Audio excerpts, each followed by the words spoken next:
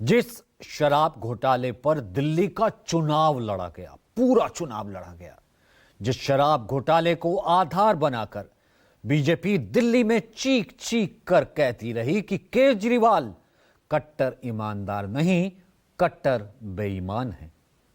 वो शराब घोटाले का केस अदालत में ठहर ही नहीं पाया। कोर्ट ने अरविंद केजरीवाल और मनीष सिसोदिया समेत सभी 23 आरोपियों को आरोप मुक्त कर दिया। मतलब जिसका ढोल पीटा जा रहा था वो ढोल ही दिल्ली की राउज एवेन्यू कोर्ट ने फोड़ दिया। इसी को कहते हैं राख से जिंदा हो जाना, जिसे खत्म करने की पूरी प्लानिंग हुई, जिसकी पार्टी को बर्बाद करने की साजिश रची गई, जिसने कट्टर ईमानदार होने का दावा किया, उसे कट्टर बेईमान बनाकर जेल में ठूसा गया। जो भ्रष्टाचार के खिलाफ आवाज बुलंद कर दिल्ली की गद्दी पर सत्तासीन हुआ, उसे भ्रष्टाचारी बताकर जेल की सलाखों में 6 महीने तक कैद रखा गया। जिसने अन्याय के खिलाफ लड़कर जनता के दिलों में जगह बनाई, उसे चोर, बेईमान, घूसखोर बताया गया। उसे अदालत ने जब कट्टर ईमानदार का सर्टिफिकेट दिया तो उसी केजरीवाल ने सीधे सीधे प्रधानमंत्री मोदी को चुनौती देते हुए कहा कि हिम्मत है तो आज दिल्ली में चुनाव करवा लो, 10 सीट से ज्यादा मिली तो राजनीति छोड़ दूंगा। आज मैं चैलेंज करता हूं मोदी जी को, मोदी जी हिम्मत है दिल्ली में दोबारा चुनाव करा के दिखा दो, 10 से ज्यादा तुम्हारी सीट आ जाए, मैं राजनीति छोड़ दूंगा। ठोक के चुनौती देना, ठोक कर अपनी बात रखना, ठोक कर सत्ता को ललकारने का दूसरा नाम बन गए अरविंद केजरीवाल, जिसने ठोक कर कहा पूरा षड्यंत्र 2 लोगों ने मिलकर रचा। इतना टुच्चा केस है, इतना फर्जी केस है, इतना बेकार केस है, इतना गलत केस है। ये मैं नहीं कह रहा, ये भाषा है। आप कोर्ट का ऑर्डर पढ़िए, ये ऑर्डर जो है ये ऐतिहासिक ऑर्डर है। कोर्ट ने कहा है कि इतना फर्जी केस है, इतना फर्जी केस है, एक भी सबूत नहीं है, एक भी गवाह नहीं है कि इसमें मुकदमा भी नहीं चलाया जा सकता। ये पूरा षड्यंत्र किसने रचा, क्यों रचा? ये पूरा षड्यंत्र 2 लोगों ने मिलकर रचा, नरेंद्र मोदी जी और अमित शाह जी। और आज उन दोनों को पूरे देश से माफी मांगनी चाहिए। उन दोनों ने मिलकर षड्यंत्र रचा कि आम आदमी पार्टी को खत्म किया जाए, आम आदमी पार्टी को बर्बाद किया जाए। और उस षड्यंत्र के तहत आजाद भारत का सबसे बड़ा और सबसे घिनौना षड्यंत्र रचा उन लोगों ने। वो देख रहे थे कि दिल्ली में वो हमें नहीं हरा सकते, वो देख रहे थे कि दिल्ली की जनता हमारे कामों से बहुत खुश है, वो देख रहे थे दिल्ली में कामों की राजनीति के आधार पर वो कहीं खड़े नहीं होते, तो उन्होंने एक षड्यंत्र रचा। लड़ते लड़ते जो कभी टूटा नहीं, लेकिन जैसे ही दिल्ली की राउज एवेन्यू कोर्ट ने शराब घोटाले में केजरीवाल और मनीष सिसोदिया समेत सभी 23 को आरोप मुक्त कर दिया तो केजरीवाल भभक पड़े। मोदी जी ने और अमित शाह जी ने मिलके आजाद भारत का सबसे बड़ा राजनीतिक षड्यंत्र रचा। आम आदमी पार्टी को खत्म करने के लिए आम आदमी पार्टी के सबसे बड़े 5 नेताओं को जेल में डाल दिया गया।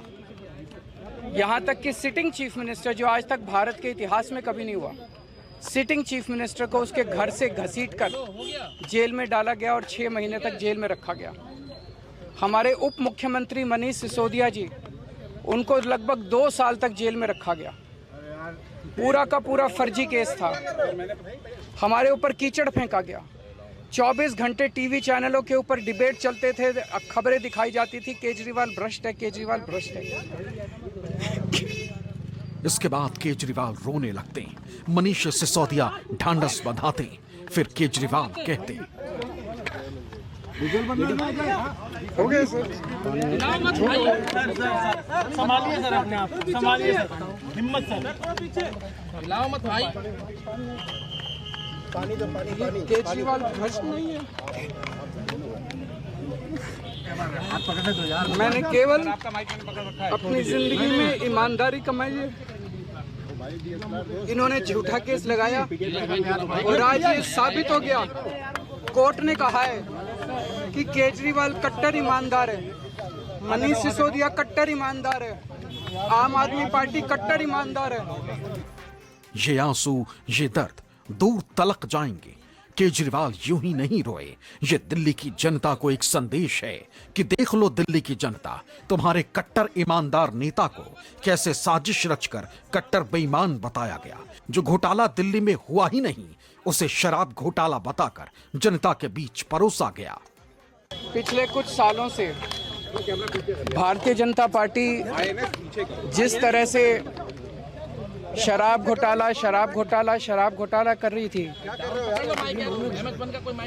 और हमारे ऊपर आरोप लगा रही थी, आज कोर्ट ने सारे आरोप खारिज कर दिए और जितने भी एक्यूज्ड थे सबको डिस्चार्ज कर दिया।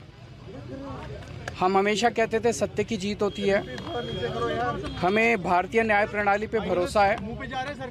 मैं जज साहब का बहुत बहुत शुक्रिया अदा करता हूँ जिन्होंने हमारे साथ न्याय किया, सत्य की जीत हुई। मैं हमेशा कहता था कि भगवान हमारे साथ है।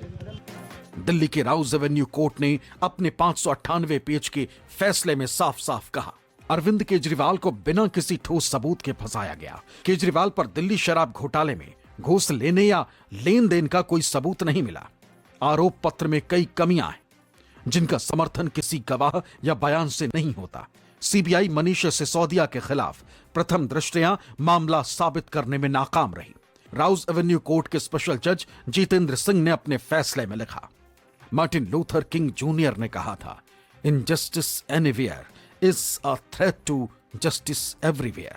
मतलब कहीं भी अन्याय, हर जगह न्याय के लिए खतरा है। अब कोर्ट के 598 पेज के फैसले के पहले पन्ने पर चलते हैं। यहां देखिए, केस दर्ज है सीबीआई बनाम कुलदीप सिंह एंड अदर्स। कुलदीप सिंह पूर्व एक्साइज कमिश्नर है। ये देखिए, 23 आरोपियों में से पहला आरोपी है कुलदीप सिंह। पहले आरोपी के बारे में कोर्ट क्या कहता है वो सुनिए। जब रिकॉर्ड पर कोई ठोस सामग्री नहीं है तब उन्हें प्रथम आरोपी क्यों बनाया गया? आरोप पत्र में आंतरिक विरोधाभास है जो कथित साजिश की पूरी थ्योरी की जड़ पर प्रहार करता है। अब ये देखिए, केस के 18वें आरोपी हैं अरविंद केजरीवाल। इस पर कोर्ट ने कहा, आरोप गंभीर हैं तो उनके समर्थन में पुख्ता सबूत भी होने चाहिए। केजरीवाल को मुख्य साजिशकर्ता बताने का दावा किया गया, जो पुख्ता सबूत टिक ही नहीं पाता है। अगर बिना ठोस सबूत के आरोप लगाए जाते हैं तो सार्वजनिक पदों पर लोगों का भरोसा कमजोर होता है। अभियोजन यानी प्रोसिक्यूशन का मामला अदालत की जांच में टिक नहीं पाया। यहां देखिए, मनीष सिसोदिया को 8वां आरोपी बनाया गया।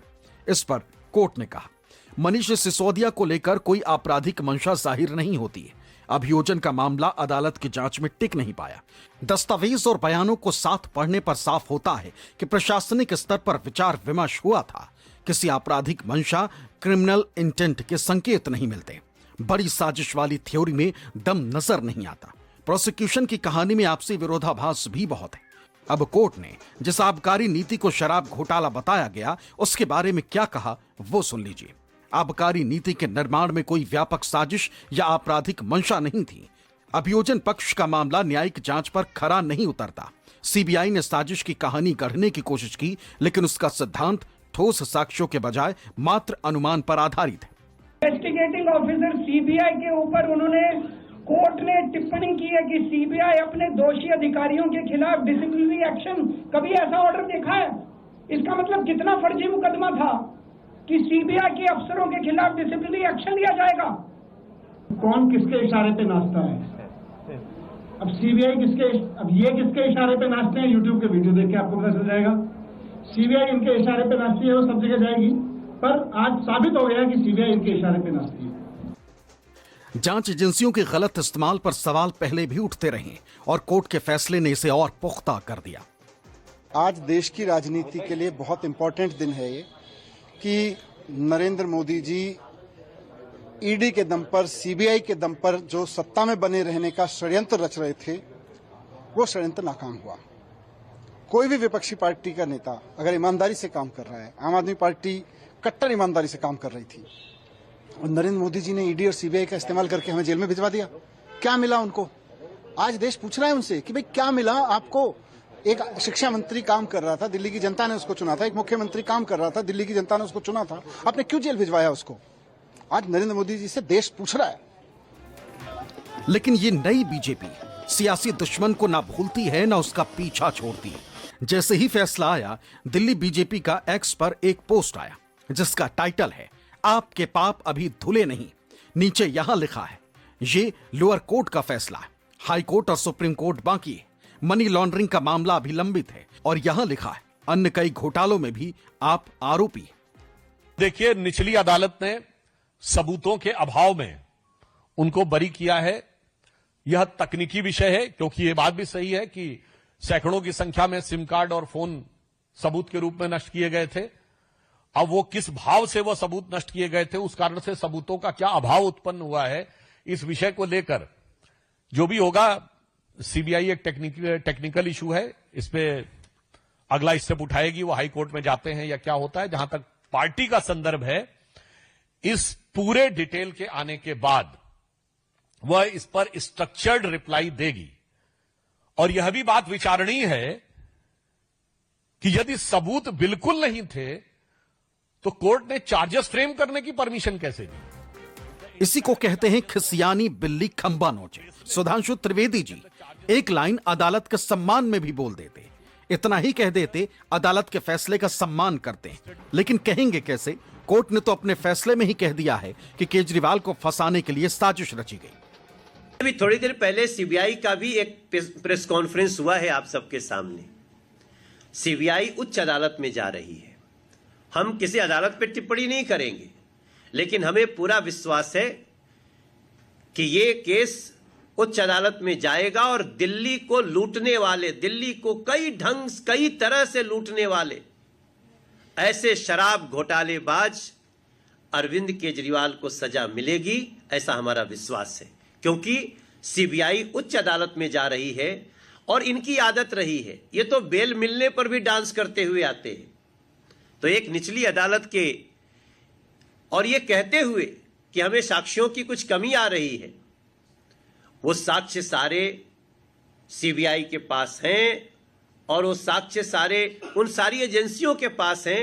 हमें पूरा विश्वास है कि ऐसे भ्रष्टाचारी को उच्च अदालत में सजा मिलेगी। आपको जानकारी के लिए बता दें कि फैसले के 6 घंटे के अंदर ही सीबीआई हाईकोर्ट का दरवाजा खटखटा चुकी है। इधर आम आदमी पार्टी ने सीधे सीबीआई के खिलाफ मोर्चा खोल दिया। ऐसे आईओ जो झूठे मुकदमों के अंदर ईमानदार लोगों को जेल भेजते हैं, उनको इंडिया गेट पर फांसी देनी चाहिए सबके सामने। और अगर हमारी कभी सरकार बनी तो हम ऐसा कानून लाएंगे, ऐसे लोगों को सबक सिखाया जाएगा। जांच एजेंसियां किसी के इशारे पर काम करती हैं या नहीं करती हैं, यह भी तय करना कोर्ट का काम है। लेकिन फिलहाल सियासत में एक नया मोड़ आया। केजरीवाल और बीजेपी एक दूसरे के कट्टर दुश्मन है। ऐसे में कांग्रेस कहां खड़ी है? जहां आपको बता दें, जिस दिल्ली शराब घोटाले में केजरीवाल समेत सभी 23 आरोपी बरी हुए हैं, उनके खिलाफ माहौल बनाने की शुरुआत करने वाली ही कांग्रेस है। जब कोर्ट का फैसला आया तो कांग्रेस ने एक अलग स्टैंड ले लिया। Surprising at all, most predictable. That's what the BJP does before every election. If it suits them to weaken the Congress, they'll strengthen Congress's rivals. That's what they did in the past also. Yesterday what they did was they gave sanction for prosecution against Chidambaram ji, because Tamil Nadu we have an election now. They want to weaken the Congress there. So the fundamental objective of the BJP is Congress Mukt Bharat. And to achieve that, the Prime Minister even praised the TMC. He has been against the TMC. They'll fight against each other in the upcoming West Bengal election. But to weaken the Congress, he even gave a certificate to the TMC. Having said that, nothing is going to change anything on the ground. People of Punjab and Gujarat are absolutely ready for a change and they're looking at the Congress party. Congress की चिंता गुजरात की। पिछले विधानसभा चुनाव में केजरीवाल गुजरात में अपना दम दिखा चुके हैं, इसलिए कांग्रेस को इसमें सियासी साजिश नजर आ रही। जब कांग्रेस इतना आगे बढ़कर बोलेगी तो केजरीवाल तो किसी को छोड़ते ही नहीं। केजरीवाल जेल गया, रॉबर्ट वाड्रा जेल गया, संजय सिंह जेल गया, क्या राहुल गांधी जेल गया? मनीष सिसोदिया जेल गया, सोनिया गांधी जी जेल गई। मतलब बिल्कुल साफ है, केजरीवाल का ये पुनर्जन्म कांग्रेस को भी महंगा साबित हो सकता है। फिलहाल आज की तारीख में केजरीवाल कट्टर ईमानदार हैं, तभी तो अन्ना हजारे भी सामने आ गए। हमारा देश न्याय व्यवस्था के आधार पर चला है। न्याय व्यवस्था ये सर्वोच्च व्यवस्था है। इतना बड़ा देश है,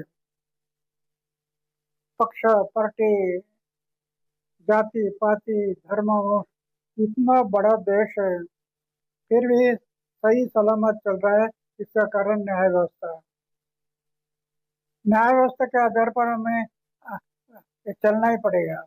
मैंने पहले अरविंद केजरीवाल के बारे में जो कुछ कहा होगा, लेकिन न्याय व्यवस्था का निर्णय नहीं कहा।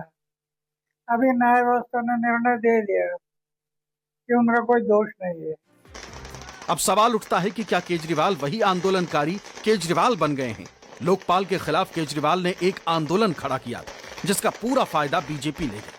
अब देखना है कि केजरीवाल की अगली रणनीति का लाभ सिर्फ उनकी पार्टी को मिलेगा या फिर कोई बीच में बाजी मार लेगा। दिल्ली से विमल कौशिक, कुमार गौरव, दिव्या अग्रवाल और मोहम्मद यूसुफ के साथ ऋषिकेश कुमार, न्यूज़ 24।